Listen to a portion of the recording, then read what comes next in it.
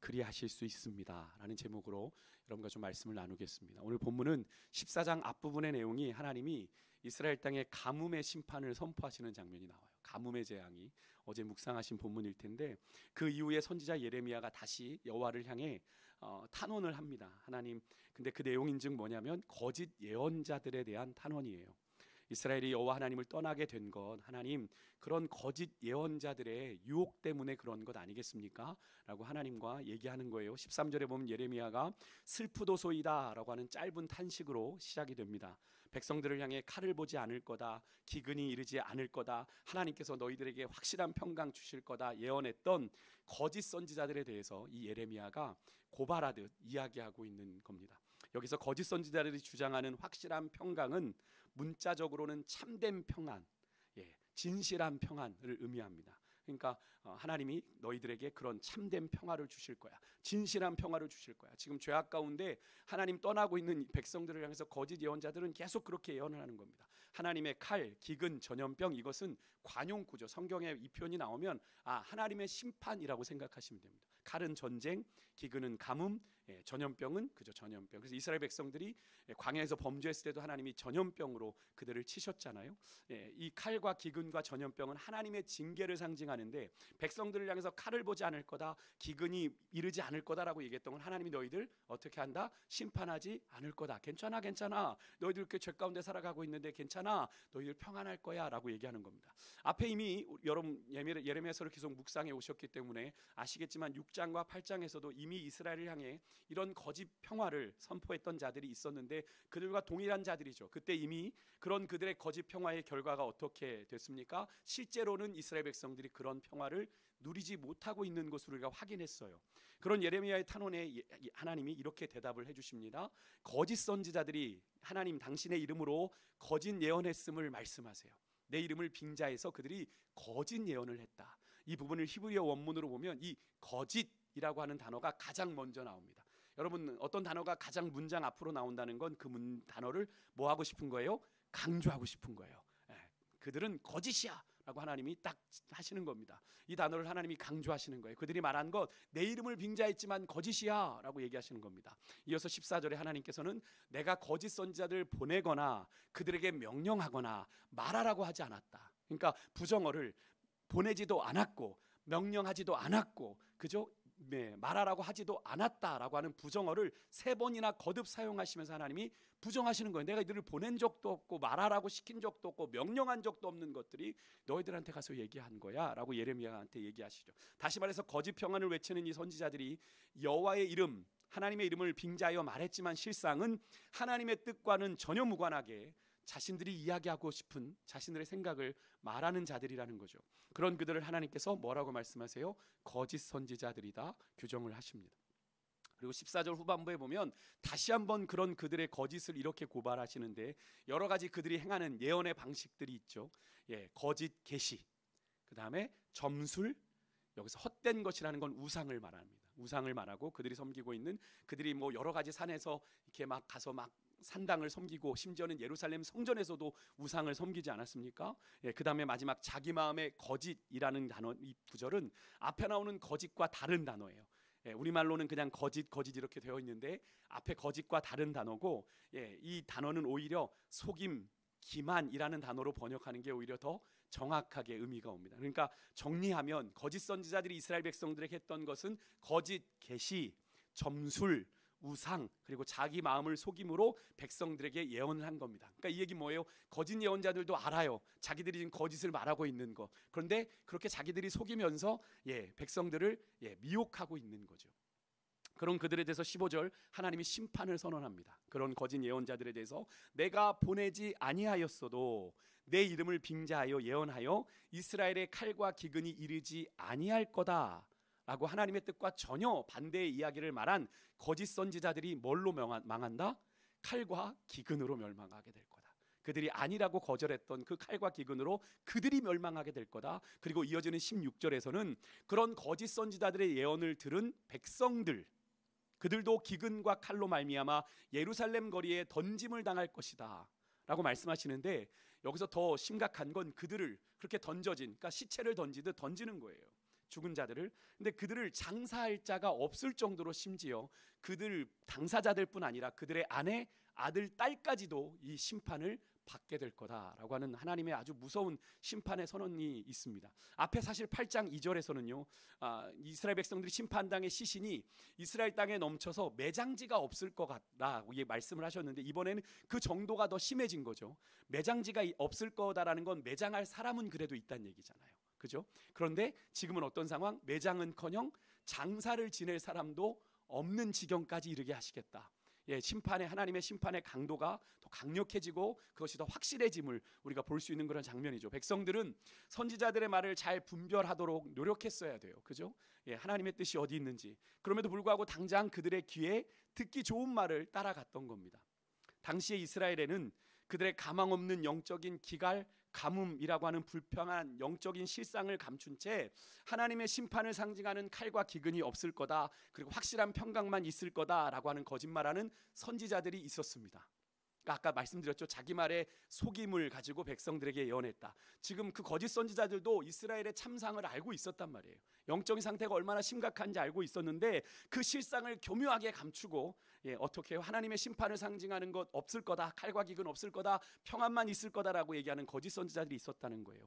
이미 죄에 무감격해진 백성들, 딱 듣기 좋은 말이지 않습니까? 괜찮다네, 하나님의 심판이 없을 거라네, 그런 거짓말까지 들어서 그들은 더욱 죄악에 눈 감고 거짓 평안에 안주한 겁니다. 누군가가 그죠, 내 상태를 인정해주면 괜찮나 보네, 그렇게 안주하는 것처럼 말이에요. 오늘날로 치면 이런 겁니다. 하나님은 사랑의 하나님이신데 설마 그냥 우리를 치시겠어? 미리 알려주시겠지, 깨닫게 해주시겠지. 근데 그때 회개하면 되는 거 아니야? 라고 그렇게 생각합니다. 적당히 그렇게 죄와 타협하면서 적당하게 살아가는 거예요. 근데 여러분, 과연 이렇게 여쭐게요. 과연 그렇게 죄에 깊이 빠져 살아가다가 죄에 적당히 발을 담그는 거 가능합니까? 그렇지 않습니다. 죄는 우리를 더 깊이 죄에 함몰되게 만들어요. 그러니까 한 번에 돌이키는 것 결코 여러분 쉽지 않습니다. 그게 정말 쉽지 않아요. 그렇게 쉽지 않은 걸 전 많이 보았습니다. 오히려 더 강팍하고 완고해져서요, 여러분 하나님께 돌아가기를 거절하고요, 더 멀리 떠난 사람들을 보았습니다. 분명히 그렇게 죄 가운데 있어서 하나님이 신호를 보내셨어요. 그런데 하나님이 어떻게 날 그럴 수 있어? 왜? 그들은 예배했거든요. 오늘 이스라엘 백성들 우상만 섬긴 게 아닙니다. 하나님 앞에 금식도 했고요, 제사도 드렸어요. 그러니까 어느 정도 그들이 지금 하나님의 백성으로 감당해야 될 최소한의 의무를 하고 있는 상황입니다. 그러니까 충분히 명분이 되죠. 나 하나님하고 관계 끊지 않았는데 하나님 우리 그렇게 하실 수 있어? 라고 얘기할 만한 상황. 요즘으로 치면 나 예배 드리고 있는데, 내가 주일마다 교회 가는데, 내가 비록 죄 가운데 살아가고 있지만 하나님 나 이렇게 쳐줘도 되는 거야? 이렇게 반응을 하는 겁니다. 실제로 이렇게 말씀하시는 성도들 많이 만났어요. 하나님 이렇게 하실 수 있는 겁니까 목사님? 완고해져서 완악해져서 하나님 앞에 나 이런 하나님 안 믿겠습니다, 이렇게 얘기하시는 분들 계셨어요. 정말 더 멀리 떠나 시험 들었다고 떠나는 분들 보았습니다. 여러분, 그 사람이, 하나님이 그 사람을 돌아오게 하시기 위해서 더 강하게 치시는 걸 봤어요. 왜? 깨닫지 못하니까. 그러면 이렇게 또 항변합니다. 어떻게 사랑의 하나님이 이렇게 나를 모질게 하실 수 있냐고. 여러분, 맞습니까? 본인이 하나님 앞에서 어떻게 살아왔는지 전혀 생각하지 않고 하나님이 회초리 드는 것만 생각하시는 거예요. 여러분, 오늘 본문에도 보십시오. 그 당시에 백성들은요, 거짓 선지자들에게 우린 속았습니다, 그들이 이렇게 많이 얘기하는데 우리가 안 속을 수 있습니까? 핑계했을지 몰라요. 그죠? 그들이 얘기하는데 우리가 어떻게 안 들을 수 있습니까? 아니죠. 그들도 이미 그들이 하는 것, 그들이 지금 우상 숭배하면서 버젓이 하나님을 함께 섬기고 있는 것, 금식하고 제사 드리고 있는 것, 그렇게 왔다 갔다 하고 있는 것, 그것이 죄인 줄 알았어요. 백성들이 몰랐을까요? 알았단 말입니다. 죄인 줄 알았는데, 죄인 줄 알면서 죄를 계속 범하고 있었고, 그것을 별거 아닌 것처럼 만들어준 자들이 누굽니까? 거짓 선지자들이에요. 괜찮아, 하나님이 너희들 심판하지 않을 거야. 그 선지자들의 말이 잘못인 줄 알면서도 그들을 인정해 줬잖아요. 그죠? 그들을 어떻게 보면 좀 감싸줬잖아요. 그것 때문입니다. 한마디로 그들의 범죄에 대해서 적절한 구실, 명분을 만들어준 이 거짓 선지자들의 말을 이 백성들이 선택한 겁니다. 그때 누구의 이야기는 안 들은 거예요. 듣기 거북하고 그들의 마음에 거스려지고 불편한 예레미야의 이야기, 하나님이 심판한다, 하나님이 심판한다, 이 얘기는 그들이 거절한 거죠. 왜요? 지금 그들의 상황과 비교해 봤을 때 그 말은 너무나도 불편한 이야기거든요. 지금의 상황을 돌이키지 않으면, 이 지금 내가 한창 즐겁고 좋은데 이거 돌이켜야 되는 이야기니까 듣지 않은 겁니다. 근데 여러분, 이런 이스라엘 백성들의 모습이 그때만 그런 것일까요? 여러분, 하나님의 이름으로 전했다고 다 하나님의 말씀이 아닙니다. 말씀을 통해서 우리가 잘 분별하는 은혜가 있어야 되고, 그래서 하나님께서 우리 가운데 잘 분별할 수 있는 분별의 영을 달라고 우리가 기도해야 되는 거예요. 그 분별의 책임이 우리에게 있거든요. 오늘 본문에도 말씀하시죠. 하나님은 거짓 선지자들을 내가 보내지도 않으셨고 그들에게 당신의 말씀을 맡기지도 않으셨다고 그래요. 그런데 그들은 하나님이 자신들을 보내시고 말씀을 맡기신 양 하나님의 이름을 빙자하여, 그죠? 하나님의 이름으로 자신들의 기득권을 지킨 겁니다. 하는 짓이 오늘날 이단 사이비들하고 똑같죠. 여러분 뭐 보셔서 알겠지만 JMS의 정명석이니 신천지의 이만희니 하나님의 교회 장길자니 그들이 하나님의 말씀 이야기 안 하는지 아십니까? 정명석도 뭐 요한복음 피고 얘기하더라고요. 많은 수많은 이단 교주들이 그렇게 하나님이 자기들을 보낸 양 사람들을 말씀을 가지고 미혹해서 자기들의 탐욕과 욕구를 채우고 있죠. 그것뿐입니까? 이재록 밑에 있던 쌍둥이 목사들, 그렇게 성도들을 지금 미혹해서 이재록보다 더한 짓 하고 있잖아요. 여러분 그 만민중앙성결교회가 성결교회가 붙어 있는데 저희 성결교회 아닙니다. 예성에서 빠져나간 이단입니다. 오해하시면 안 돼요. 혹시 성결교회니까 만민중앙성결교회라고 하니까 혹시 성결교회 아니라고 오해하실까 봐 말씀을 드립니다. 아니에요. 여러분 그래서 지금은 어느 때보다도 여러분 이 시대를 잘 분별하셔야 되는 때입니다. 잘 분별하셔야 돼요. 하나님은 분별하지 못한 것에 대해서 분명히 책임을 물으세요. 오늘 본문에 보십시오. 그렇게 거짓 평안을 선포한 거짓 선지자들에게뿐 아니라 그 거짓 예언을 듣고 따라갔던 백성들까지 하나님께서 철저하게 심판하시죠. 장사할 사람이 없을 정도로 말입니다. 하지만 17절 보십시오. 갑자기 하나님의 명령이 이런 명령이 주어져요. 예레미야에게 내 눈이 밤낮으로 그치지 않고 눈물을 흘린대요. 저는 이 부분이 너무나 은혜가 되었는데 여러분 사실 이 1인칭이 나가 누군지가 조금 불분명합니다. 문맥을 읽어보면 하나님이 예레미야에게 지시하신 건 맞는데 하나님이 하신 이야기인지 아니면 예레미야의 이야기인지, 하나님의 명령이 예레미야에게 주어졌기에 하나님이 말씀하신 게 맞는데 이 눈물은 여기서 말하는 내가 눈물이 밤낮이 그치지 않는다라는 이 눈물은 하나님의 눈물인 동시에 예레미야의 눈물인 거예요. 하나님의 마음으로 하나님의 말씀을 대언하는 선지자 예레미야의 눈물이라고 이야기할 수 있겠어요. 참된 예언자는 여러분 하나님의 마음을 품고 하나님의 말씀을 대언하는 자이죠. 그래서 이 예언자의 고통과 눈물은 곧 하나님의 눈물인 겁니다. 하나님의 마음이 그에게 부어졌으니까요. 여기서 내가 밤낮으로 그치지 아니하고라는 표현이 뭘 의미합니까? 하나님께서도 예언자도 고통과 괴로움의 눈물이 밤낮으로 끊이지 않았다. 하나님이 정말로 마음 아파하셨다라는 거예요. 즉 하나님의 눈물이자 이 예언자의 눈물은 자신의 택한 백성 이스라엘이 지금 이 상태가 어느 지경까지 갔냐면 도무지 회복을 기대할 수 없을 정도로 심각하게 망가져 버린 거예요. 너무나 망가져 버려요. 17절 하반절에 보십시오. 이유가 나오죠. 이는 처녀딸 내 백성이 어떻게 해요? 큰 파멸, 중한 상처로 말미암아 어떻게 망함이라 이렇게 돼 있어요. 여기서 파멸이라는 단어만 해도 이미 끝장난 건데 큰이라고 하는 파멸의 정도를 더욱 강조하는 표현이 붙었고 이 단어가 지금 이스라엘의 상태가 차마 말로 표현할 수 없는 그런 지경에 이르렀다라는 걸 의미하고 이어지는 상처, 그것도 얼마나 위중한지 중한 상처, 이스라엘이 다시 회복을 기대할 수 없을 정도의 중한 상처를 입은 상태라는 겁니다. 그래서 하나님도 예레미야도 밤낮으로 그치지 않고 눈물을 흘릴 수밖에 없는 거예요.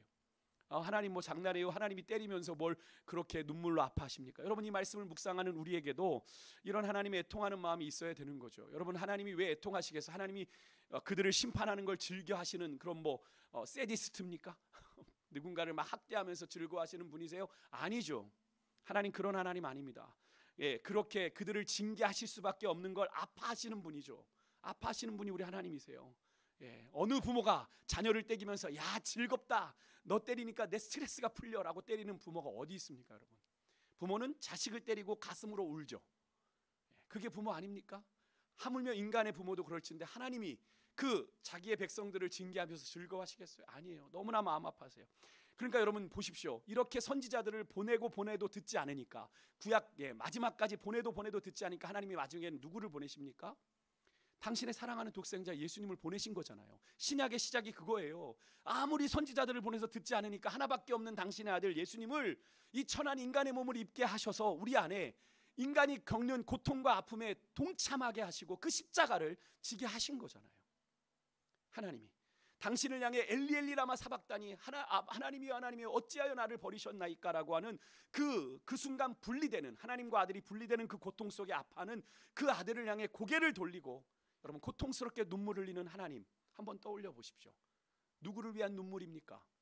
우리를 구원하시기 위한, 온 인류를 구원하시기 위한 그 고난과 우리의 고난과 아픔에 공감하시는 그 하나님의 눈물이지 않아요?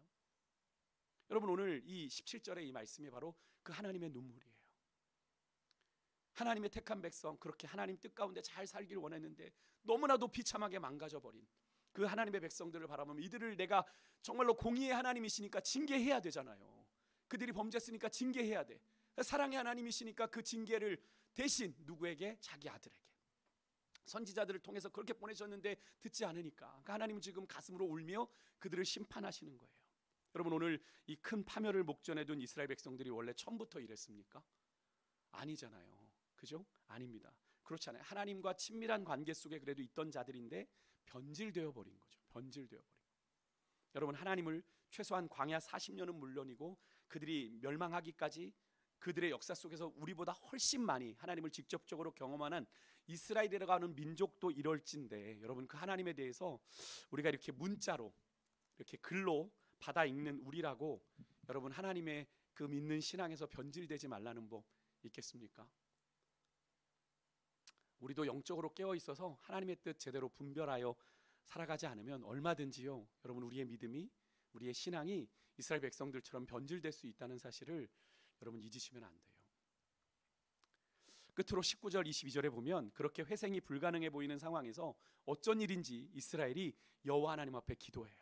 가장 먼저는 이렇게 물어요. 유다를 하나님 온전히 버리시나이까? 이 질문은 뭡니까? 버리지 않을 거죠? 라고 묻는 질문이죠. 그리고 여호와께서 이스라엘을 치셨다, 하나님 우리를 치신 거 맞아요, 인정합니다. 그래서 하나님 치료해 주실 걸 기대하는데 치료는커녕 뭘 보게 된다? 두려움만 보게 된다. 이 말은 앞에 17절 큰 파멸, 이스라엘이 겪은 중한 상처를 치료하실 분은 오직 여호와 하나님밖에는 없습니다를 전제로 놓고 그렇게 간구하고 있는 거죠. 그리고 이스라엘은 정말 평강을 바래요. 평화를 바래요. 하나님이 주시는 샬롬의 평화를 바라는데 지금까지 거짓 선지자들이 괜찮을 거야, 너희들 평안할 거야, 참된 평화, 확실한 평화 외치며 이스라엘의 평화가 있을 거라고 했지만 실상은 그들에게 평화가 없은 지 오래였죠. 그런 가운데 이스라엘은 다시 한번 중심으로 하나님 앞에 회개하며 20절 보세요. 하나님 우리의 악과 우리 조상의 죄까지 다 인정하며 하나님의 심판이 옳습니다. 우리는 그렇게 심판받아 마땅한 존재입니다 라는 걸 정당함을 인정해요. 그리고 여호와 하나님께서 그들에게 주셨던 언약을 기억해요. 그리고 의지하여 기도합니다. 21절에 보면 주의 이름, 주의 영광과 영광의 보좌, 주께서 우리와 세우신 언약이라고 하는 하나님이 거절할 수 없는 그 세 가지의 그것을 언급하며 하나님, 한마디로 말하면 하나님의 이름을 위해, 하나님의 명예를 위해 그들에게 내린 진노를 좀 거두어 주십시오 라고 간청하는 기도를 합니다. 그러면서 덧붙여 22절에 하나님 지금 이들이 무슨 어느 재앙 가운데 있다 그랬죠? 아까 가뭄의 재앙, 그죠? 기근의 재앙 가운데 그것을 타게 하려면 뭐가 내려야 됩니까? 비를 내리게 하니까 능히 비를 내리게 하실 수 있는 분은 누구라? 우상이 아니라 우리 하나님밖에 없음을 고백하는 거죠. 이 말은 앞에 선포된 가뭄 기근이라고 하는 하나님의 심판 취소하실 수 있는 분, 이 모든 걸 창조하신 자연을 다스리시고 역사를 주관하시는 창조주 하나님밖에 없음을 인정하는 고백이죠. 이제야 이스라엘이 좀 제대로 깨달은 듯한데요, 오늘 우리가 읽은 본문에는 결론이 나오지 않아요. 하나님이 어떻게 응답하셨는지, 이런 이스라엘의 하나님의 간청을, 이스라엘의 간청을 하나님이 받아주실는지는 알 수 없지만 분명한 건 이들이 하나님 앞에 고백한 고백만은 사실이죠. 그죠? 맞는 고백입니다. 조금 늦은 감은 없지 않아 있습니다만 하나님을 향한 고백은 사실이에요. 근데 여러분, 오늘 이 본문이 우리에게 주는 영적인 도전이 무엇일까요? 저는 오늘 이 본문을 묵상하면서 그런 생각이 들었습니다. 오늘 저녁에 말씀을 나누어야지 생각하면서 새벽에 나누었던 말씀들을 다시 묵상하고 준비하면서 오늘 이 시대에 우리는 하나님의 부르심 받아 우리는 택하신 족속, 왕같은 제사장, 거룩한 나라, 하나님의 소유된 백성, 정말 특별한 부르심이에요. 그렇죠?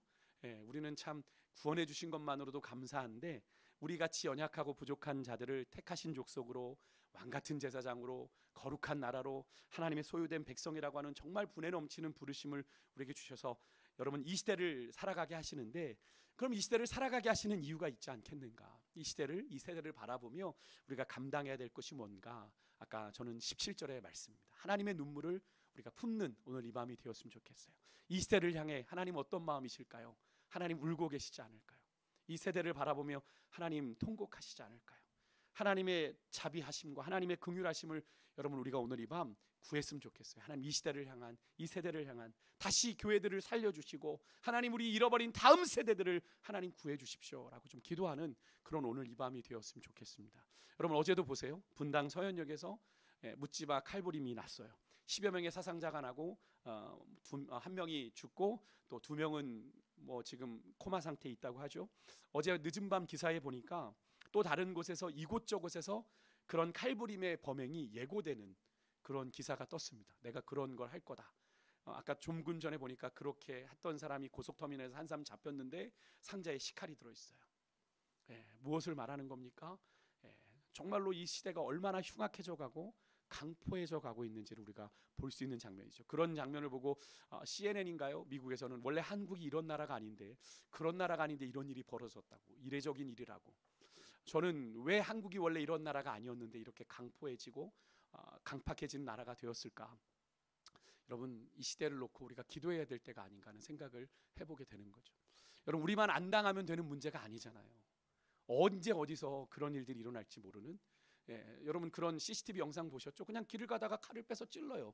앞에 지나가는 사람을 찔러요. 그것을 무슨 수로 우리가 뭐 방탄조끼를 늘 입고 다닐 수도 있는 것도 아니고. 여러분 이런 어려운 시국을 놓고 우리가 하나님 앞에 간절히 기도해야 될 때가 아닌가 하는 생각을 해보게 됩니다. 물론 그럴 수 있습니다. 나라를 이 지경으로 만든 뭐 정부도 비난할 수 있고 뭐 집권당도 비난할 수 있고 정치인들도 비난할 수 있지만 그런다고 뭐가 달라집니까? 뭐 지금 잼버리도 난리죠. 잼버리도 뭐 그러다 보니까 뭐 잼버리 놓고도 뭐 전라도가 문제다, 정부가 문제다, 뭐 민주당 때 그것이 결정됐는데 민주당이 제대로 하지 못해서 그렇다. 전부 누구도 책임을 질 생각하지 않고 책임을 떠넘기기에 바쁜 모습을 보는 거죠. 너무나 안타까운 모습이지 않습니까? 정말로 누구도 보듬지 않고 서로 책임을 전가만 하는 여러분 이 시대, 이 세대의 아픔과 고통을 우리가 정말 주님의 마음으로 우리가 끌어안고 좀 기도해야 될 때가 아닌가 하는 생각을 해보게 됐습니다. 정말로 우리 주님께서 이 땅에 130년 전에 늘 제가 말씀드리지만 그 선교사들의 그 피값으로 순교의 피로 덜어진 그 복음이 열매 맺어서 정말 한국이 이런 은혜를 경험한 거잖아요. 그렇지 않습니까? 이 동방의 조그만 나라가 정말로 세계의 K-팝의 열풍을 일으키고 난리가 났는데 지금 정말 하나님께서 이렇게 해주시면 우리 선교지에서 선교사님들이 되게 좋대요. 이 K-팝 같은 것들로 인해서 선교의 문이 많이 열려진대요. 그렇게 하나님 우리 한국의 위상이 높아지면 높아질수록 하나님께서 우리 대한민국을 통해 일하고자 원하시는 그런 복음의 역사들이 더 일어나게 되는 건데 이렇게 한국이 어려워지게 되면 어떻게 되겠습니까? 복음의 역사도 많이 어려워지게 되겠죠. 여러분 이 시대를 놓고 정말 하나님께서 이 나라 대한민국을 바라보면 하나님이 참 통곡하고 계시지 않을까 하는 그런 생각을 해봤는데 오늘 이 밤에 정말 특별히 이 시대와 세대를 향한 주님의 자비와 긍휼을 여러분 구해 주시길 바라고 오늘 이 시간에 우리가 늘 첫 번째로 하는 기도 제가 나라와 민족을 위한 기도잖아요. 말씀 마치고 그거 따로 하지 않고 오늘 같이 붙여서 기도하려고요. 같이 그냥 오늘 말씀을 생각하시면서 하나님 이 나라 이 민족 정말 불쌍히 여겨주십시오. 긍휼히 여겨주십시오. 누군가가 이 나라를 위해 기도할 자를 하나님이 정말 찾고 계시지 않을까 하늘에서. 그죠?